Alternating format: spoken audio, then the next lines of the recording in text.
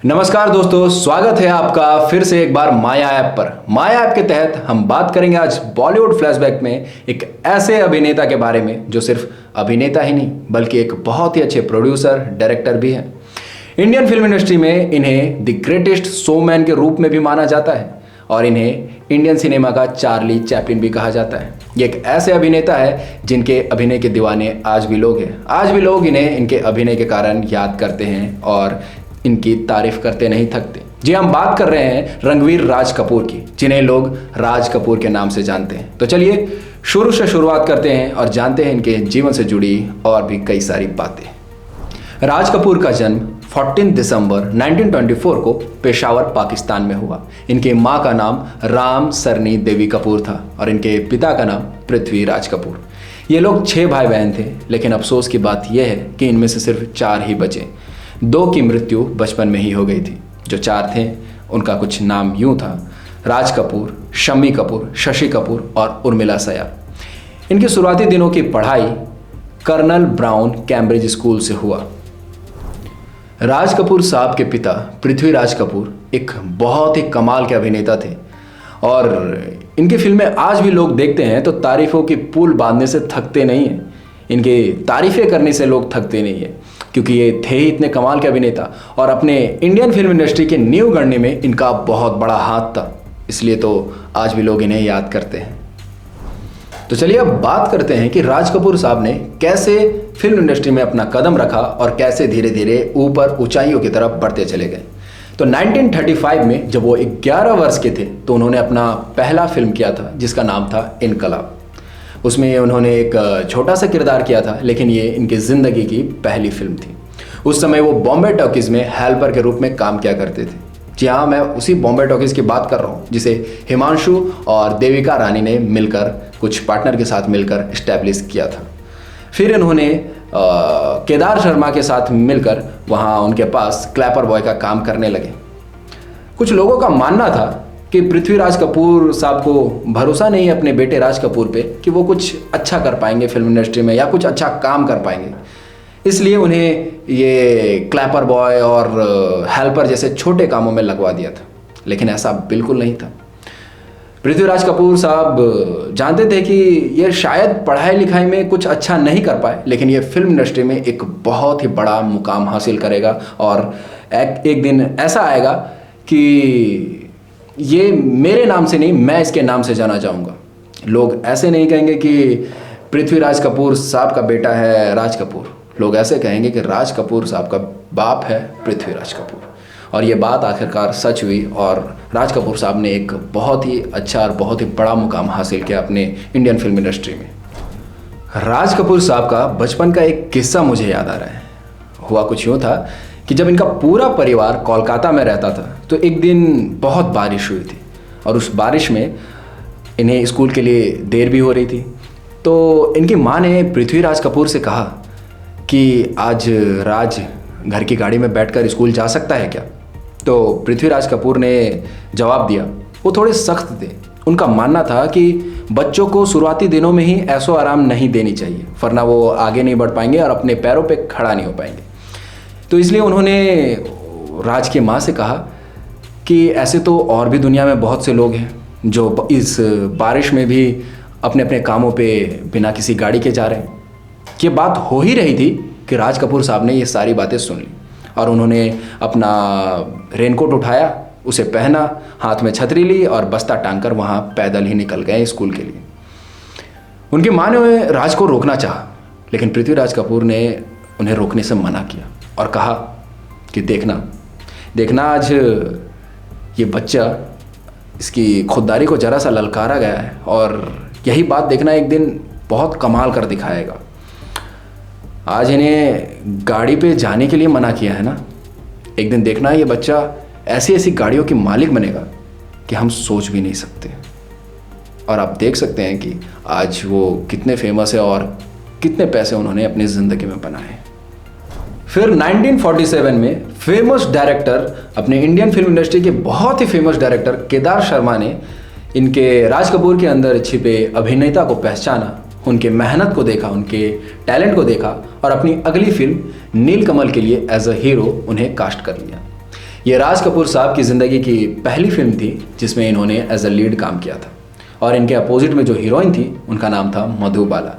और इसके बाद नीलकमल के बाद और भी फिल्में केदार शर्मा ने बनाई जिसमें राज कपूर साहब को एज अ लीड लिया। वो फिल्में थी चित्तौड़ विजय, दिल की रानी, और इसमें भी इनके अपोजिट थी मधुबाला। फिर इसके बाद एनम केलकर के द्वारा बनाई गई अमर प्रेम में भी मधुबाला ही इनके अपोजिट में थी और as a lead Raj Kapoor साहब थे।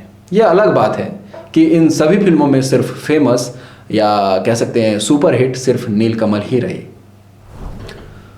1948 में बनी फिल्म आग इनके लाइफ की पहली फिल्म थी जिसमें ये अभिनेता के साथ साथ डायरेक्टर और प्रोड्यूसर भी थे। ये अलग बात है कि ये फिल्म हिट नहीं हो पाई। ये बात जानने वाली है कि जब ये फिल्म ये डिस्ट्रीब्यूटर्स के पास लेकर के गए तो डिस्ट्रीब्यूटर्स ने कहा कि राज साहब, आपने फिल्म आग तो बना ही ली, साथ ही साथ एक थिएटर भी बना लिए होते। राज साहब सोच में पड़ गए कि आखिर ऐसा क्यों बोल रहा है ये। उन्होंने पूछा क्यों, तो उन्होंने कहा, अरे भाई आग लगे तो आपके थिएटर में लगे, हमारे थिएटर में क्यों लगे। ये बात सुनकर राज साहब को बहुत बुरा लगा और वो वहां से चले गए। लेकिन इस फिल्म में राज साहब को देखकर यह समझ आया कि आगे बहुत सी बेहतरीन फिल्म और भी बनाने वाले हैं, और वो वहां रुके नहीं। उसके बाद एक के बाद एक और कई फिल्में बनाई।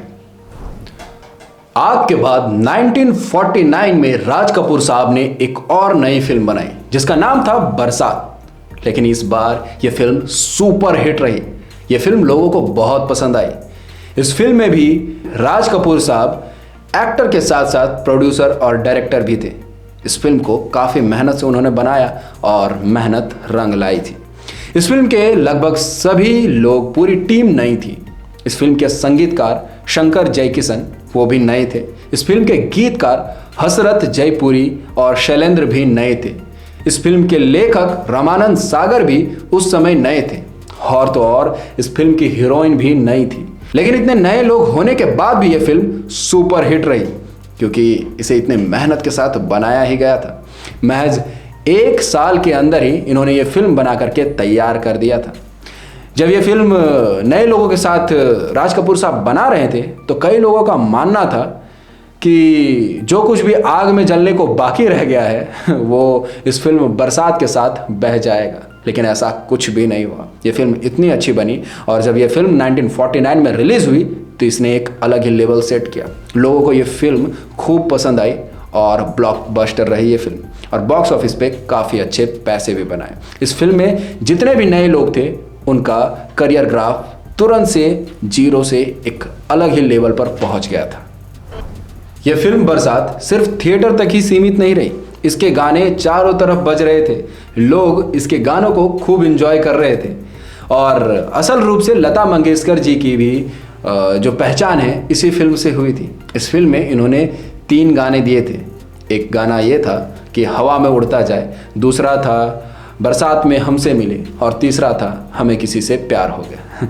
ये तीनों गाने आज भी लोग गुनगुनाते नहीं थकते हैं। ये इतने प्यारे गाने थे कि आपको बता नहीं सकते। और आपको ये भी बात बता दें कि इस फिल्म के नसों में पूरा का पूरा नया खून था, और शायद यही वजह थी कि इस फिल्म में अलग ही ताजगी थी, और जिस कारण से लोगों को ये फिल्म काफ़ी पसंद आई और ब्लॉकबस्टर भी हुई और काफ़ी पैसे बनाए थे। ये कहना गलत नहीं होगा कि बरसात फिल्म के कारण ही अगले साल 1950 में राज कपूर साहब की 6 फिल्में आई थी। ये इनके पूरे फिल्मी करियर के दौरान एकमात्र ऐसा साल था जिसमें इन्होंने बैक टू बैक 6 फिल्में की थी। नरगिस के साथ इसी साल इनकी फिल्म जान पहचान भी आई थी। इस साल इनकी 6 फिल्में तो आई थी, लेकिन इनमें से जो सबसे ज़्यादा सफल रही वो फिल्म थी दास्तां, जिसके डायरेक्टर थे AR कारदार, और इस फिल्म की हीरोइन थी सुरैया। ये बात भी आपको बता दें कि ये एकमात्र ऐसी फिल्म थी जिसमें राज कपूर साहब और सुरैया ने एक साथ काम किया था। अपने पूरे फिल्मी के करियर के दौरान इन्होंने दोबारा एक साथ कभी काम नहीं किया। राज कपूर साहब एक तरफ बतौर एक्टर बहुत ही उम्दा काम कर रहे थे, वहीं दूसरी तरफ एज अ डायरेक्टर भी ये अपना एक बैनर बना लिए थे जिसका नाम था RK फिल्म्स। और फिर फिल्म बरसात के बाद इन्होंने एज अ प्रोड्यूसर सफलता देखी। नरगिस और राज कपूर साहब ने जब साथ में काम किया तो उस फिल्म में एक सीन को उन्होंने क्लिक किया और उस सीन को फिर आर.के. फिल्म्स का लोगो बनाया गया और फिर इन्होंने इसके बाद बहुत से उम्दा काम किए और फिर कभी पीछे मुड़कर नहीं देखा। राज कपूर साहब बहुत दिनों तक as a producer, actor, director अच्छी तरह से काम करते रहे। फिर उन्होंने एक सपना देखा कि क्यों ना अपना एक खुद का स्टूडियो बनाया जाए। जब ये बात उन्होंने सामने रखा तो उनकी बीवी कृष्णा कपूर ने कहा कि राज साहब पहले अपना खुद का एक मकान तो हो जाए, फिर स्टूडियो बनाना।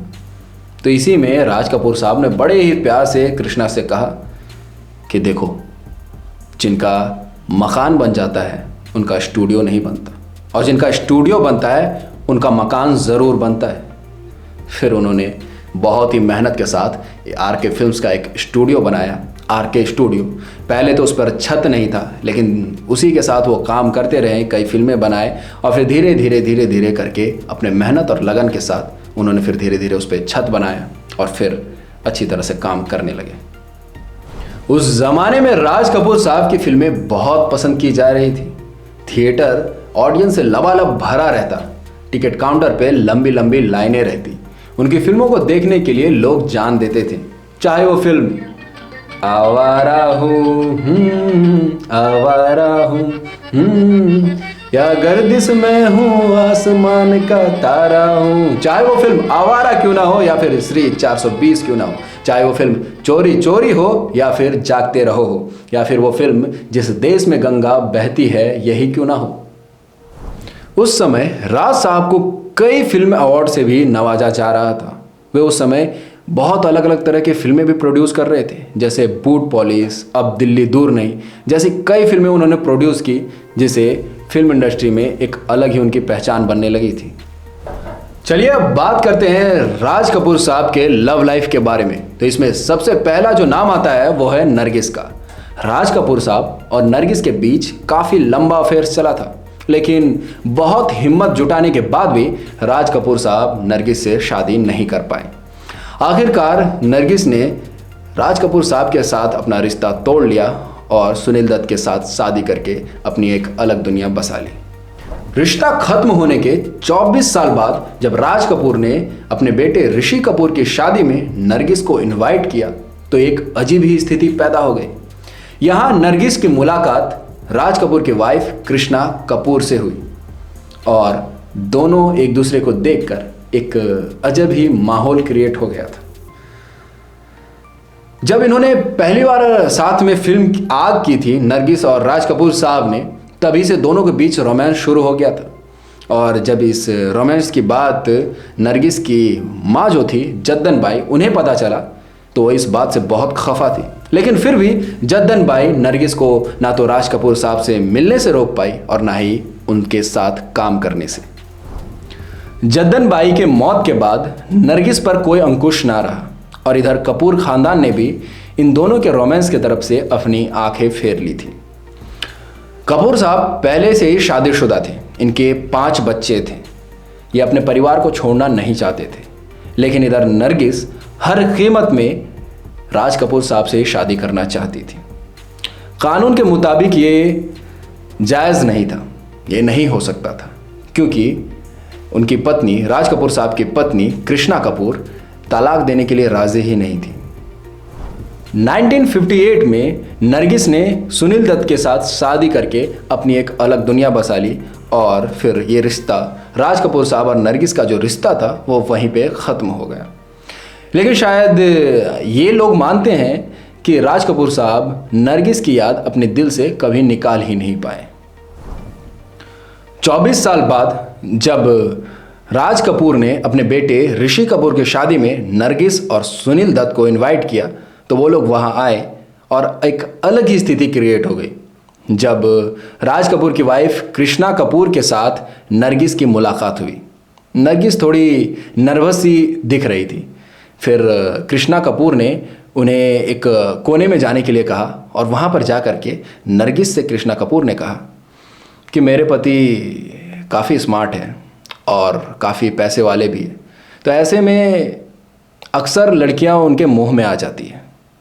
तुम भी अपने आप को उनके मोह से बचा नहीं पाई। तो इसमें तुम्हारी कोई गलती नहीं है। पुरानी बातें हैं, भूल जाओ और शादी एंजॉय करो।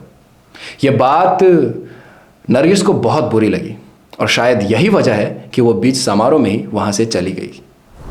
1946 में राज कपूर साहब की शादी कृष्णा कपूर से हुई। बाद में फिर प्रेम चोपड़ा उनके साढ़ू भाई बने, क्योंकि कृष्णा जी की छोटी बहन उमा से बाद में प्रेम चोपड़ा की शादी हुई। जहां एक तरफ राज कपूर साहब थिएटर में अपना सिक्का जमाया था और अपने अभिनय के दम पे फिल्मों में अपना नाम बनाया था, वहीं दूसरी तरफ फिल्म में डायरेक्टर और प्रोड्यूसर के तौर पे जबरदस्त फिल्में बना रहे थे। फिल्मों में अक्सर राज कपूर साहब की आवाज बनते थे मुकेश या फिर मन्ना डे। बाद में फिर मुकेश अपने एक्टिंग में बिजी हो गए और फिल्मों में अभिनय करने लगे। फिर मन्ना डे ने पूरी जिम्मेदारी निभाई और उनके सारे गाने उन्होंने गाए, चाहे वो श्री 420 में हो या फिर हो चोरी चोरी। राज कपूर साहब ने साफ साफ अपने बच्चों से कह दिया था कि अगर तुम्हें फिल्मों में काम करना है तो पहले बाहर जाओ, वहाँ जा कर के काम को सीखो, देखो और फिर आकर के आरके स्टूडियो में काम करो। तो वो उनके तीनों बेटे जो थे वो पहले बाहर गए, काम सीखे, काम किए कुछ, उसके बाद फिर आकर के उन्होंने आरके स्टूडियो को संभाला। हालांकि ये अलग बात है कि उनकी दोनों बेटियां जो है वो फिल्मों से दूर रहीं। 60 के दशक के अंत तक आते आते राज कपूर साहब ने डिसाइड कर लिया था कि वो अब अपने जीवन पर आधारित फिल्म बनाएंगे और फिर उन्होंने बनाया मेरा नाम जोकर। वे पूरे दुनिया भर में फेमस थे, खास तौर पे रसिया और चाइना में। इस फिल्म में रशियन सर्कस के कई आर्टिस्ट नजर आए थे और इस फिल्म में इंडस्ट्री के कई बड़े बड़े एक्टर्स ने भी काम किया था। ये अलग बात है कि फिल्म चल नहीं पाई और उनके उम्मीदों पे खरी नहीं उतर पाई। ये एक ऐसी फिल्म थी जिसमें दो इंटरवल थे। इस फिल्म के सफल ना हो पाने के कारण राज कपूर साहब को बहुत बड़ा झटका लगा और उनके काफ़ी नुकसान भी हुए।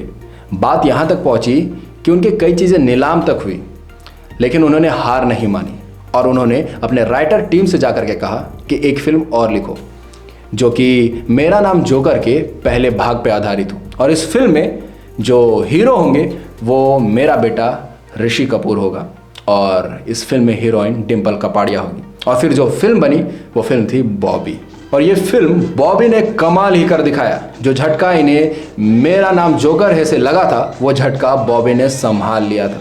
इसने बॉक्स ऑफिस पे काफ़ी अच्छा कलेक्शन किया और फिल्म काफ़ी सराही गई। ये अलग बात है कि बाद में फिर मेरा नाम जोकर को भी एक अलग नाम मिला, उन्हें एक अलग पहचान मिला और आज लोग इस फिल्म को काफ़ी पसंद करते हैं। तो चलिए अब बात करते हैं फिल्मी फहरिस्तों के बारे में। तो जो सबसे पहला नाम आता है वो है हमारी बात, जो कि 1943 में रिलीज हुई थी। फिर आती है गौरी, 1943 में रिलीज हुई थी। फिर आती है जेल यात्रा, 1947 में रिलीज हुई थी। दिल की रानी 1947 में रिलीज हुई थी। फिर चित्तौड़ विजय, ये भी 1947 में रिलीज हुई थी। फिर नीलकमल 1947 में रिलीज हुई थी। फिर गोपीनाथ 1948 में रिलीज हुई थी। फिर अमर प्रेम 1948 में रिलीज हुई थी। फिर आग 1948 में रिलीज हुई थी। फिर सुनहरे दिन, यह भी 1949 में रिलीज हुई थी। फिर परिवर्तन 1949 में रिलीज हुई थी। फिर अंदाज 1949 में रिलीज हुई थी। और फिर बरसात, ये भी 1949 में रिलीज हुई थी और ये ब्लॉकबस्टर रही। इसके बाद इन्होंने फिल्म की फहरिस्तें बहुत लंबी कर दी थी। इन्होंने एक के बाद एक कई सुपरहिट फिल्में बनाई और फिल्म इंडस्ट्री में अपना एक अलग ही पहचान बनाया। इन्होंने अपने टैलेंट के दम पर कई अवार्ड्स भी हासिल किए थे, जैसे कि film fair award, national film award. इन्हें पद्म भूषण से भी नवाजा गया था और आखिरकार वो दिन आया जब इन्हें दादा साहब फाल्के अवार्ड दिया जाना था। इनकी उम्र 63 साल की थी और ये अस्थमा से पीड़ित थे। 1988 में, इससे पहले कि ये अवार्ड ले पाते, प्रेसिडेंट साहब खुद इनके पास पहुंचे और ये अवार्ड लेते लेते ही इनकी तबीयत बुरी तरह बिगड़ गई। फिर ताबड़तोड़ इन्हें दिल्ली के एम्स हॉस्पिटल में एडमिट किया गया और वहाँ फिर इलाज के दौरान कुदरत को कुछ और ही मंजूर था और वहाँ पे उनका दुखद निधन हो गया। ये बात तो बहुत दिल दुखाने वाली है, लेकिन जो आया है उसे जाना तो पड़ेगा ही। राज कपूर साहब मर के भी अमर हो गए थे अपने फैंस के दिलों में, क्योंकि उन्होंने इस फिल्म इंडस्ट्री को बहुत कुछ दिया था और आज भी लोग उनके फिल्मों को देखते हैं और उनके चेहरे पे मुस्कान आ जाती है। बहुत ही कमाल के अभिनेता, प्रोड्यूसर, डायरेक्टर, हर कुछ थे वो। एक फिल्म को बनाने में उनकी मेहनत बहुत ही कड़ी थी, जिसके कारण आज भी हम उन्हें याद करते हैं।